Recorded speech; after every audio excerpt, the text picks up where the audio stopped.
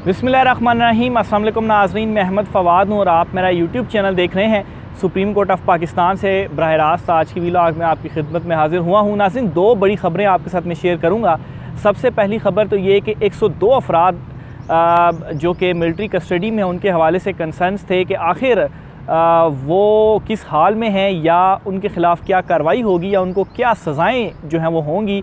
आज जो प्रोसीडिंग हुई है फ़ौजी अदालतों से रिलेटेड जो केस था, इसमें अटॉर्नी जनरल की जानिब से एक तो फहरिस्त भी पेश की गई है और बड़ा अहम बयान भी उनकी जानिब से दिया गया, बल्कि एक यकीन दहानी उन्होंने अदालत में आज करवाई है।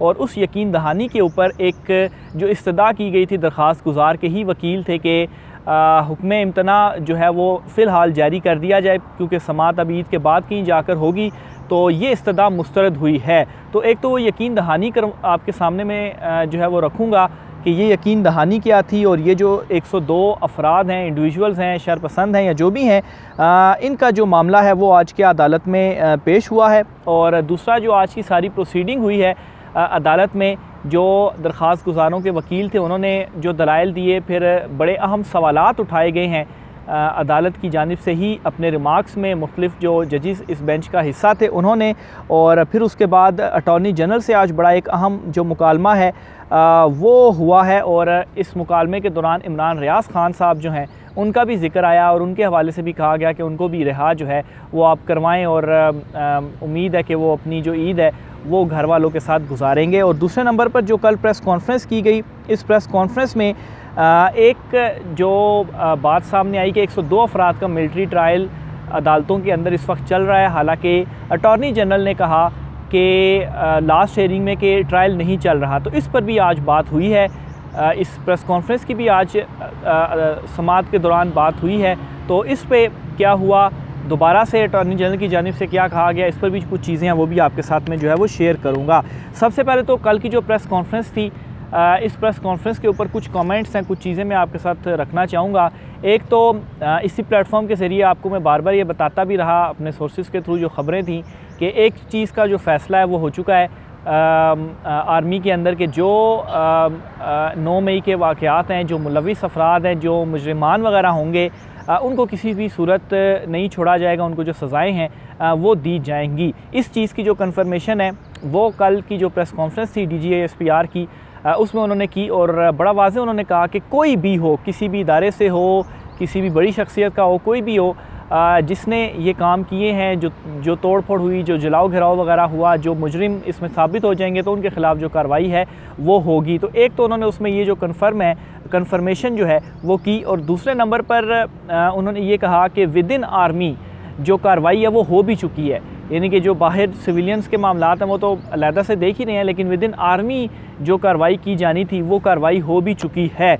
और इनमें 16 फ़ौजी अफसरान के ख़िलाफ़ उसमें बताया गया कि जो एक्शन है वो लिया गया है, और इनमें एक लेफ्टिनेंट जनरल समेत 3 दीगर ओहदों, लेफ्टिनेंट जनरल और 3 इसी तरह के जो दीगर ओहदे हैं उनको जो है वो बर्खास्त कर दिया गया है अपने ओहदों से। इसी तरह से 3 मेजर जनरल, 7 ब्रिगेडियर समेत 15 अफसरान हैं, उनके ख़िलाफ़ भी जो तादीबी कार्रवाई है वो की गई है। तो ये कुल जो है वो कोई 19 जो अफसरान हैं वो बनते हैं, उनके ख़िलाफ़ विद इन फ़ौज के अंदर जो ये बड़ी कार्रवाई है वो कर दी गई है, और उनके ख़िलाफ़ जो भी एक्शन लिया जाना था वो एक्शन लिया जा चुका है।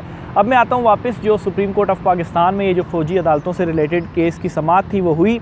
इसमें आगाज़ से चलता हूँ, या बल्कि आपको पहले जो क्रक्स है वो बता देता हूँ कि मेन इसमें जो ऑर्डर है वो क्या हुआ है, फिर उसके बाद जो दीगर दलाइल और सवालात के ऊपर जो है वो मैं आऊँगा। इसमें नाज़रीन सबसे जो इम्पोर्टेंट हिस्सा था इस हेयरिंग का, वो आखिरी कोई 10-1 मिनट थे जब अटॉर्नी जनरल रोस्टम पर आए, और उस दौरान सब के जो दलाइल थे वो ख़त्म हो चुके थे, और अटॉर्नी जनरल जो थे वो रोस्टम पर आए। और उन्होंने क्या किया कि अब एक तो उन्होंने कहा जी कि मैं अपने तहरीरी दलाइल अदालत में जमा करवाऊँगा, और दूसरे नंबर पे उन्होंने ये किया जी कि 102 मुल्ज़िमान की जो फहरिस्त थी वो अदालत में जमा करवाई, लेकिन ये जो फहरिस्त थी ये बंद लिफाफे में थी, और इसमें कहा गया कि ये ओपन कोर्ट में वो नहीं देना चाहते, बंद लिफाफे में ही ये जो फहरिस्त है वो देना चाहते हैं।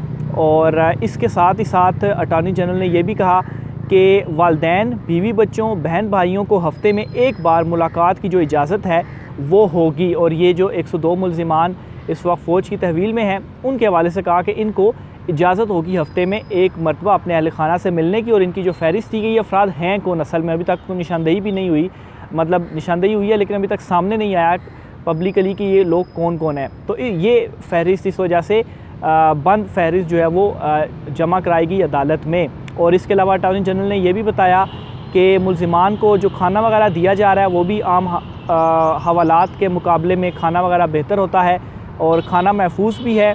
और इसका टेस्ट तो नहीं हुआ खाने का, लेकिन ज़ाहिर सी बात अगर खाना महफूज ना होता तो फिर कुछ ना कुछ ऐसी रिपोर्ट आ जाती कि देखें जी कि ये खाना सही नहीं है, किसी की हालत ख़राब हो गई है। तो बहरहाल ये अटॉर्नी जनरल ने आज कहा, जिसके ऊपर जस्टिस आयशा मलिक उन्होंने बड़ा अहम सवाल उठाया हेयरिंग के दौरान ही कि ये जो 102 अफराद हैं इनकी ये जो फहरिस्त है इसको आपने खुफिया क्यों रखा है, हम इसको पब्लिक क्यों नहीं कर सकते। जिस पर अटॉर्नी जनरल ने कहा कि पब्लिक इस वजह से नहीं कर सकते क्योंकि अभी जो तफ्तीश है वो जारी है। दोबारा से जस्टिस आयशा मलिक ने कहा कि सादा सवाल है कि क्यों हिरासत में मौजूद लोगों की फहरिस्त को पब्लिश जो है वो नहीं किया जा सकता। फिर इसी दौरान जस्टिस याह्या अफरीदी ने कहा कि पहले यकीनी बनाएं कि ज़ेर हिरासत अफराद को अपने वालिदैन से जो बातचीत है वो उनकी हो जाए। फिर चीफ जस्टिस ने भी कहा कि ईद पर हर किसी को पता होना चाहिए कि कौन कौन ज़ेर हिरासत है, यानी कि एक किस्म को उन्होंने कहा कि इसको पब्लिक कर दें।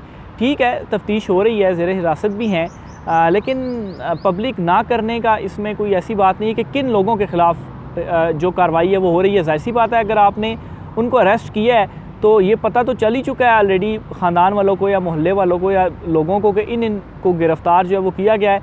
हाँ, मीडिया में अभी तक नहीं आए कि ये लोग गिरफ़्तार हुए हैं।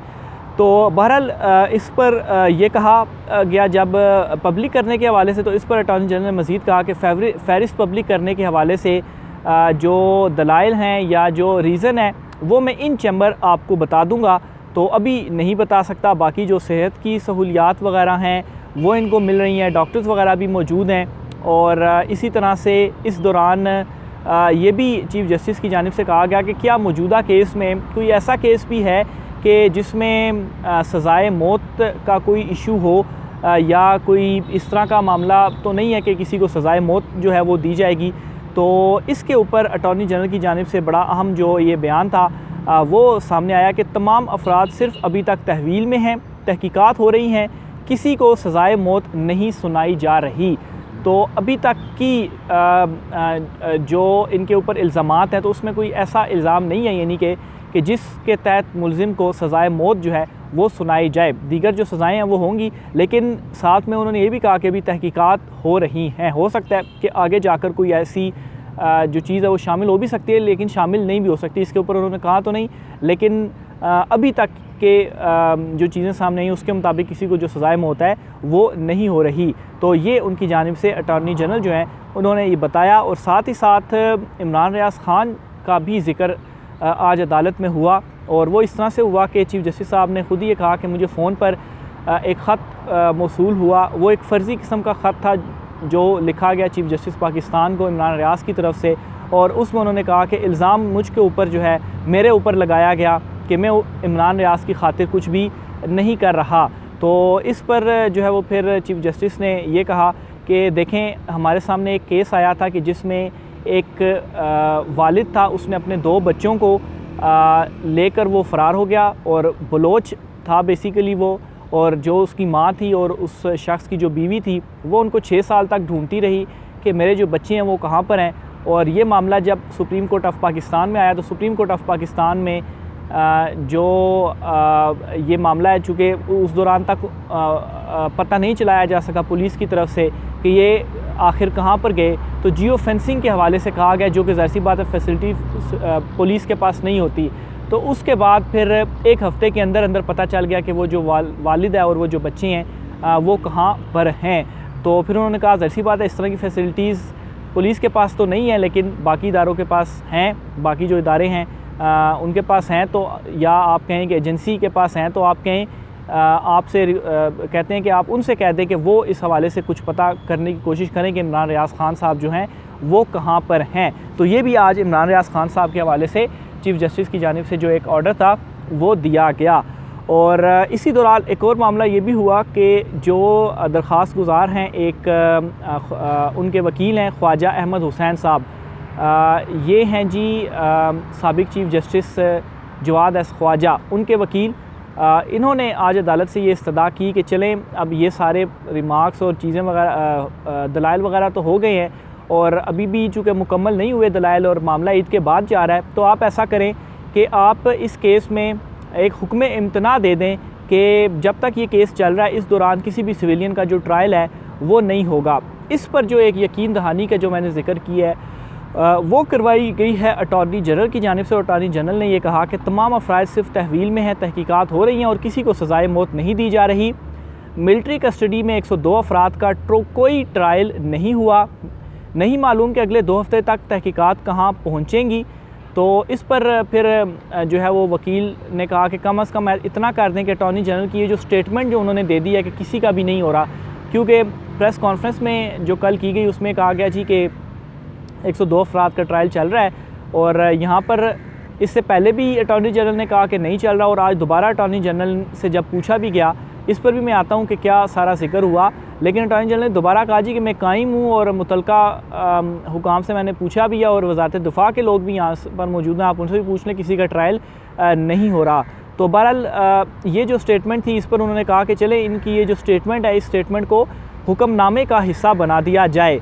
तो फिर इसके साथ ही चीफ़ जस्टिस ने कहा कि आप ये कह रहे हैं कि फ़ौजी तहवील में अफराद को वकील का हक़ दिया जाएगा, जिस पर यह कहा गया अटॉर्नी जनरल की जानिब से कि वकील का हक़ तो कवानीन के तहत मिलना ही है। और फिर चीफ़ जस्टिस ने कहा कि चलें अगर कोई पेशरफ्त होती है तो फिर आप इस पेशरफ्त के हवाले से जो है वो हमें भी बता दें। और ये जो हुक्म इम्तना या फ़ौजी ट्रायल जब तक ये केस चल रहा है रोकने की जो एक इस्तदा की गई थी, इस इस्तदा को एक किस्म का मुस्तरद कर दिया गया। और वो किस बेस पर किया गया, वो इस बेस पर किया गया कि अटॉर्नी जनरल की जानिब से जो एक यकीन दहानी थी वो करवाई गई। आज DGISPR की जो कल की प्रेस कॉन्फ्रेंस थी, इस हवाले से जो जिक्र हुआ ये एग्जैक्ट जो है वो मैं आपको बताना चाहूँगा कि जो चेयरमैन PTI हैं इमरान खान, उनके जो वकील हैं उज़ैर भंडारी, उन्होंने ये कहा जी कि एक तो उन्होंने ये कहा जी कि मेरे दलाइल जो हैं वो सिविलियन के मिलिट्री ट्रायल के ख़िलाफ़ होंगे, फ़ौजियों के ख़िलाफ़ मिलिट्री ट्रायल से मेरा कोई भी लेना देना नहीं है। एक तो ये उन्होंने कहा और फिर साथ ही उन्होंने कहा जी कि DGISPR ने कल प्रेस कॉन्फ्रेंस की और उसमें कहा कि ट्रायल जारी है। और DGISPR की प्रेस कॉन्फ्रेंस और अटॉर्नी जनरल का जो बयान है वो मतज़ाद है। तो इस पर जो है वो अटॉर्नी जनरल रोस्टम पर आए और उन्होंने कहा कि अभी तक किसी सिविलियन का फ़ौजी अदालतों में ट्रायल शुरू नहीं हुआ। और DGISPR की जो प्रेस कॉन्फ्रेंस थी इसके बाद उन्होंने मुतलका हुकाम से रब्ता किया और वो अपने बयान पर कायम भी हैं और कोई जो ट्रायल है वो अभी तक शुरू नहीं हुआ, जिस पर चीफ़ जस्टिस ने कहा कि चले ठीक है अटॉर्नी जनरल साहब अगर आप कहते हैं तो हमें आपकी बात के ऊपर यकीन है। और ये ओवरऑल प्रोसीडिंग रही। जो दलाइल थे उसमें एक तो इम्पॉर्टेंट जो दलील जो दी गई वो ये कि पार्लियामेंट में आइनी तरमीम के बाद सिविलियन के ट्रायल की इजाज़त नहीं दे सकता। 21वीं तरमीम में ये असूल तय कर लिया गया था कि सिविलियन के ट्रायल के लिए आइनी तरमीम दरकार है। ये जो है वो वकील थे इमरान खान साहब के, उन्होंने जो है वो दलाइल दिए इसमें। इसके अलावा इम्पोर्टेंट जो था वो अटॉर्नी जनरल का ही था। आज की जो सारी चीज़ें मैंने आपके सामने रखी हैं। और इसके अलावा जो रिमार्क्स थे जस्टिस मुनीब अख्तर साहब के वो बड़े इंपॉर्टेंट थे, वो भी मैं आपके सामने रखता हूँ। उस पर उन्होंने ये कहा कि अगर एक शख्स पर आर्मी एक्ट के तहत चार्ज ही नहीं तो इसके ख़िलाफ़ फ़ौज तहकीकात भी कैसे कर सकती है। जब कोई आर्मी एक्ट के दायरे में आता ही नहीं तो इस शख्स के ख़िलाफ़ कार्रवाई कैसे हो सकती है। यानी कि जो FIR थी उसमें कुछ फ़ौजी ट्रायल या आर्मी एक्ट उस तरफ गालबन इशारा था कि वो उसमें तो चार्ज है ही नहीं, तो फिर कैसे जो है वो इसमें आर्मी एक्ट के तहत हो सकती हैं।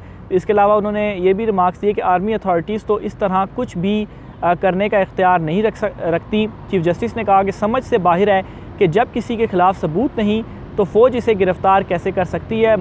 जस्टिस मुनीब अख्तर ने यह भी कहा कि एक मजिस्ट्रेट भी तब तक मुलजिम के ख़िलाफ़ कार्रवाई नहीं कर सकता जब तक पुलिस रिपोर्ट ना आए।